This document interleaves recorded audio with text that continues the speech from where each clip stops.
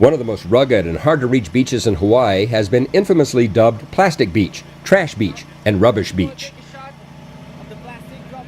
Not so long ago, the strips of white sand at Kamilo Point on Hawaii Island were chest-high in plastic debris of all sizes, shapes, and variety, washed ashore by ocean currents. Ho'olaone has arrived at Kamilo Point, exclaims Megan Lamson-Leatherman, a marine biologist who splits her time between the Hawaii Wildlife Fund and the DLNR Division of Aquatic Resources. Ho'olaone is the name of a curious-looking mechanical contraption shipped all the way from eastern Canada to Hawaii to test its ability to literally suck small bits of plastic known as microplastics from the coastal sands at Kamilo. Developed as a class project by 12 mechanical engineering students at the University of Sherbrooke in Quebec, it's hoped the giant vacuum cleaner will help keep this beach and others around the state clean and plastics free. The application both in the state of Hawaii and around the world can be huge. And so we've always kind of joked about having a marine debris plastic magnet, and this is our closest, most innovative project yet that I've seen. So I've got a lot of hope for this, and I'm really stoked. 9 of the 12 students traveled with the Ho'olaone to Hawaii. They raised more than 70,000 Canadian to design and build it, and the Hawaii Wildlife Fund got donations to cover the $15,000 cost to bring it and its designers to Hawaii. During the last full week of April 2019, the students rotated duty, watching over the creation during the night, and then by day they all worked together to identify any design flaws, kinks, and adjustments needed to get the Ho'olaone operated as close to their design vision as possible. Thousands of hours. We were 12 students, and we passed so many time and nights and weekends and all of them working on the machine. Our first goal wasn't to have good grades, it was just to have a machine that will work. So all the other other courses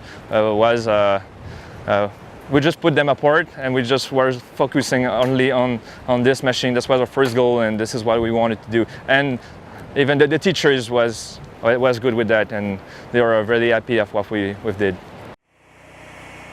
Now, 3 of the students continue to work full-time on the Ho'olaone project with the hopes of parlaying their efforts into a business venture, where they downsize the machine and begin producing models that can be shipped around the globe to help address the issue of marine microplastics.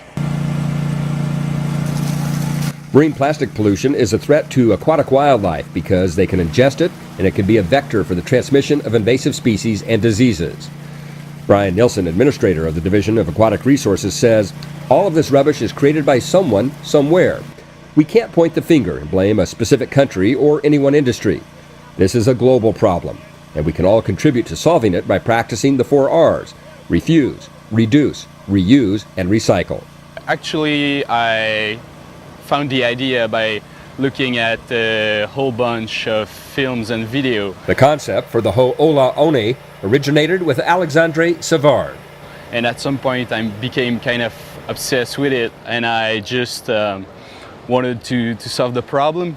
And then I found about Kamilo Beach, which was renowned to be one of the most polluted and one of the most accidented beach on the planet.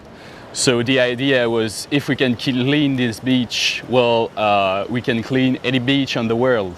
So that's when I proposed to the guys, so the 12 mechanical engineers, to do a project.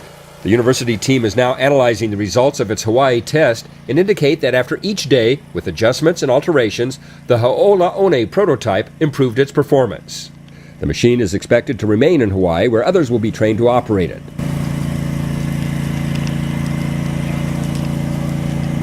While in Hawaii, the students also met with numerous beach cleanup organizations as well as potential funders to secure the money needed to build additional machines.